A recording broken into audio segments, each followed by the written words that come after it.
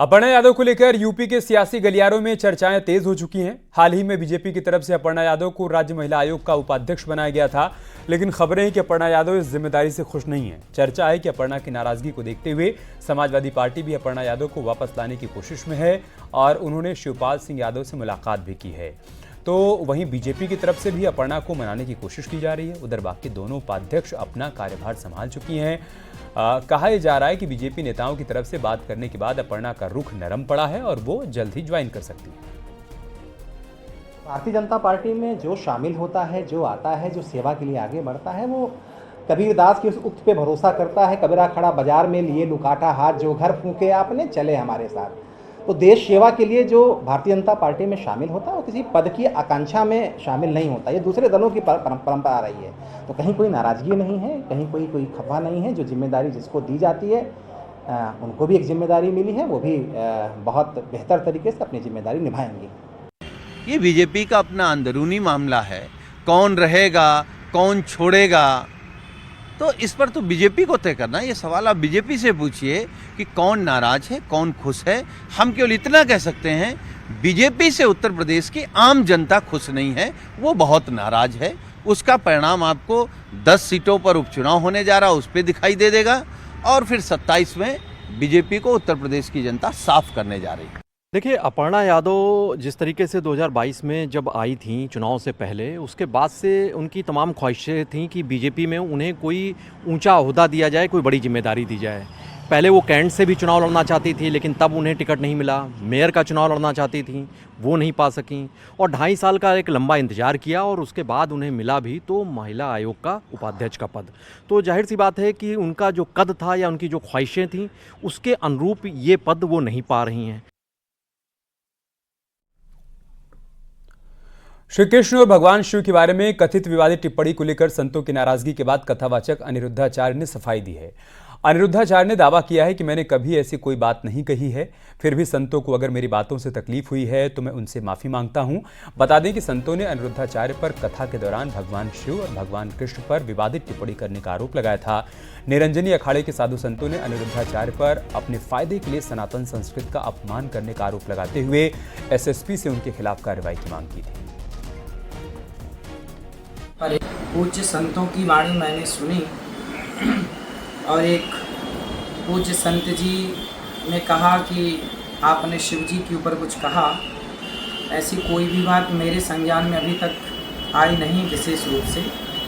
और यदि मेरी वाणी से किसी का दिल दुखा है, मेरे संतों का दिल दुखा है, संतों का दिल दुखना मतलब भगवान का दिल दुखना, संत भगवान का ही पर्याय है, तो मैं सभी संतों से ये दास अनिरुद्ध आप सभी संतों के श्री चरणों में अपना मस्तक रखकर करोड़ों करोड़ बार क्षमा प्रार्थना करता हूँ।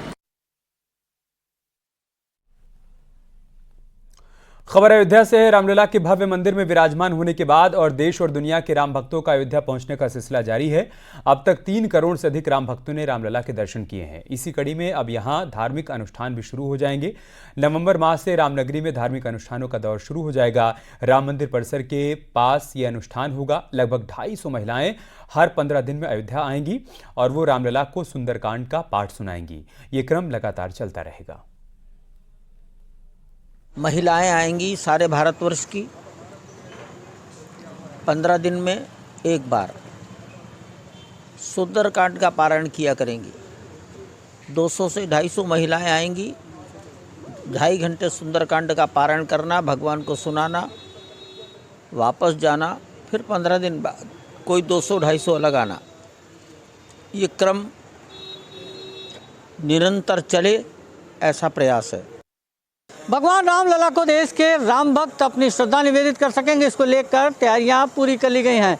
अक्टूबर माह से ही धार्मिक अनुष्ठानों का दौर शुरू होगा जो दिसंबर माह तक चलेगा। इस क्रम में भगवान रामलला को महाराष्ट्र के बच्चे गीत रामायण का पाठ सुनाएंगे। इसके साथ ही भगवान रामलला के समक्ष मातृशक्ति प्रत्येक 15 दिन पर सुंदरकांड का पाठ करेंगी। यह मातृशक्तियाँ पूरे देश के कोने कोने से आएंगी, प्रत्येक 15 दिन पर 250 से ज़्यादा महिलाओं का चयन होगा और ये महिलाएं भगवान रामलला को सुंदरकांड का पाठ सुनाएंगी। इसके साथ ही तमिलनाडु के 500 से ज़्यादा वैदिक विद्वान राम जन्मभूमि परिसर में धार्मिक अनुष्ठान करेंगे, यज्ञ की आहुति करेंगे और इसी के साथ ही तमाम जो धार्मिक अनुष्ठान हैं वो किया जाएगा। उत्तराखंड सरकार ने राज्य में निकाय चुनाव की तारीखें लगभग तय कर दी हैं और नैनीताल हाईकोर्ट में दिए जवाब में सरकार ने संभावित तारीखें बता भी दी हैं। राज्य सरकार ने हाईकोर्ट को बताया कि उत्तराखंड में निकाय चुनाव की पूरी प्रक्रिया 25 दिसंबर तक पूरी कर ली जाएगी और इसके लिए 10 नवंबर को चुनाव की अधिसूचना भी जारी हो जाएगी।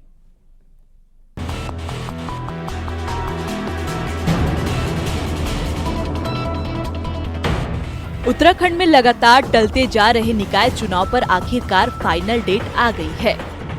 हाई कोर्ट की सख्ती के बाद सरकार ने चुनाव कार्यक्रम कोर्ट में पेश किया है और 25 दिसंबर तक निकायों के चुनाव कराने का दावा किया है।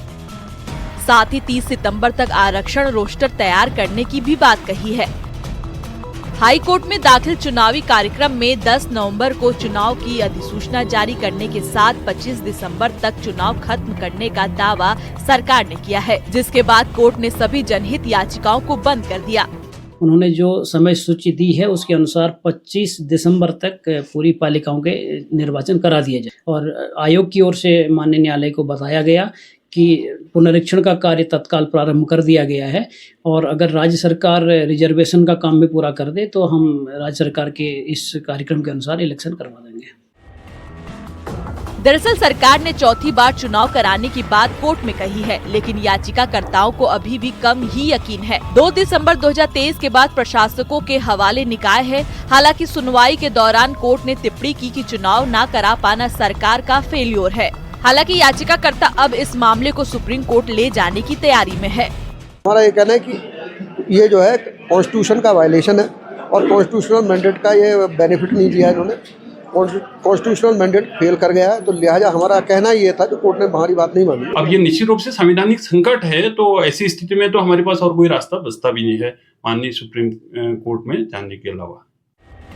बहरहाल हाईकोर्ट ने निकाय चुनाव को लेकर दायर याचिकाओं को बंद कर दिया है और सरकार को ही चुनाव कराने की छूट दे दी है। अब सरकार ने 25 दिसंबर तक चुनाव कराने का दावा किया है, लेकिन अगर इन तारीखों तक चुनाव नहीं कराए गए तो सरकार को कोर्ट की अवमानना भी झेलनी पड़ सकती है। न्यूज़ 18 के लिए नैनीताल से वीरेंद्र बिस्क की रिपोर्ट।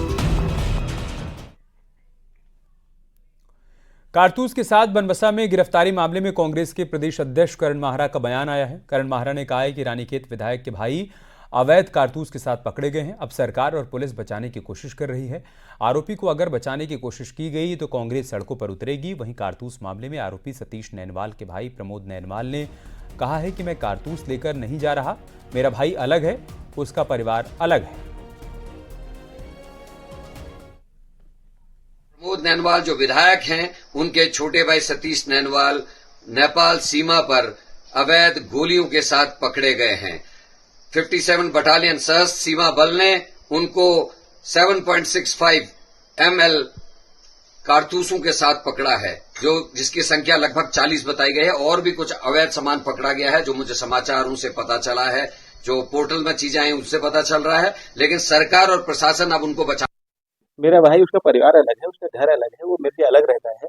क्योंकि उसको टारगेट इसलिए इतनी छोटी सी गलती के लिए, गलती हुई है, मैं नहीं कह रहा हूँ गलती हुई है, उससे छोटी सी गलती हुई है, क्योंकि रसीद जो जल्दीबाजी में निकाल देते थे, कॉटेज घर निकाल देते थे। वो कानून के हिसाब से उसे पुलिस कार्रवाई कर रही है। उसमें जो विधि, मैं कह रहा हूँ भूल हो गई, उससे भूल से अपनी कॉटेज निकालना भूल गया, जो लाइसेंसी है। और एक बड़ी खबर कानपुर से है। नौकरी के नाम पर 9 लाख रुपए की ठगी हुई है। महिला रेल कर्मचारी के बेटे से ठगी का आरोप लगा है।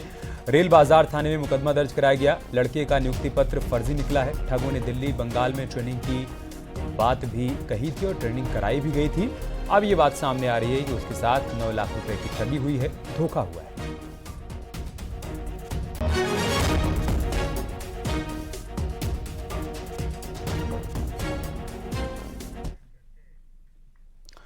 नोएडा के सेक्टर 56 स्थित उत्तराखंड पब्लिक स्कूल से लापता हुए दोनों बच्चे सकुशल दिल्ली में मिले। बच्चों की बरामदगी के लिए ACP 2 की अगुवाई में 5 टीमें बनाई गई थी। पुलिस करीब 100 सीसीटीवी फुटेज देखने के बाद बच्चों तक पहुंच पाई। आनंद विहार रेलवे स्टेशन के पास बच्चे मिले हैं। बता दें कि यूटी टेस्ट में दोनों छात्रों के नंबर कम आने पर दोनों डर गए थे, इसलिए बच्चे परिजनों के डर की वजह से स्कूल से निकल गए। इनकी तलाश के लिए पुलिस ने 5 टीमें लगाई थी। पुलिस ने करीब 500 सीसीटीवी फुटेज खंगाले, उसके बाद जाकर बच्चों का पता चल पाया। फिलहाल बच्चों को सकुशल उनके घर तक पहुंचा दिया गया है।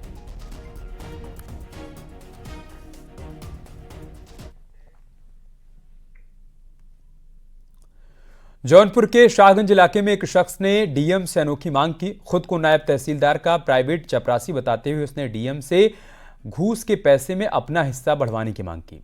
कर्मचारी का यह शिकायती पत्र वायरल होते ही चर्चा का विषय बन गया। 3 सितंबर को डीएम को यह शिकायती लेटर मिला था। उसका यह कहना है कि घूस का पैसा हम ही जनता से वसूलते हैं।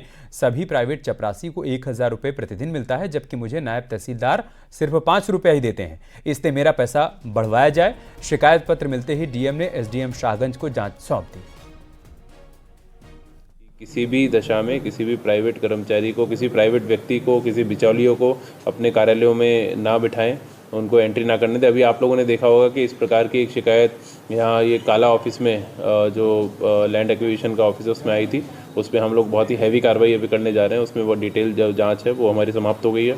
तो इस प्रकार से कोई भी बिचौलिया और कोई भी कर्मचारी मिलीभगत करके अगर ये प्रयास करेंगे कि शासकीय धन को कहीं पे उसमें किसी प्रकार का गड़बड़ करें या लोगों को परेशान करें, तो उस पर सख्ती से निपटेंगे। यही माननीय मुख्यमंत्री के निर्देश है, उसका हम लोग पालन कर रहे हैं।